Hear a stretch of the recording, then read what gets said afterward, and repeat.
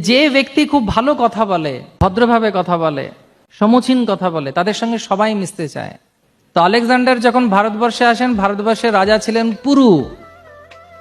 Porous.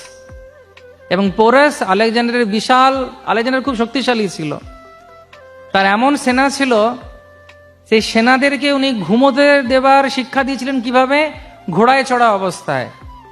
যে ক্লান্তি কিভাবে দূর হবে, ঘোড়ায় চড়তে চড়তে, যাতে দীর্ঘ পথ থেমে থাকতে না হয় বিশ্রাম নেবার জন্য, ঘোড়া চলতে থাকবে, ওরা ঘুমোতে থাকবে। এইভাবে উনি শিক্ষা দিয়েছিলেন ওনার সৈনিকদের। ভালোভাবে এই পুরু রাজা হেরে যান। তো পুরু রাজা যখন হেরে যান, তখন পোরাস বা পুরু রাজাকে বন্দি করে নিয়ে আসা হয় আলেকজান্ডারের কাছে।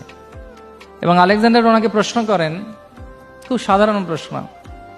ওনাকে প্রশ্ন করেছিলেন যে তুমি আমার কাছে কিরকম ব্যবহার আশা করো।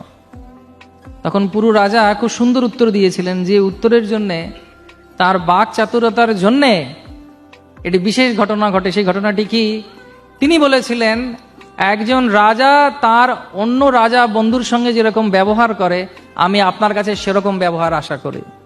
এবং আলেকজান্ডার ওতে এত খুশি হয়েছিলেন, প্রসন্নতা লাভ করেছিলেন, তিনি পুরু রাজাকে সম্পূর্ণ ভারতবর্ষ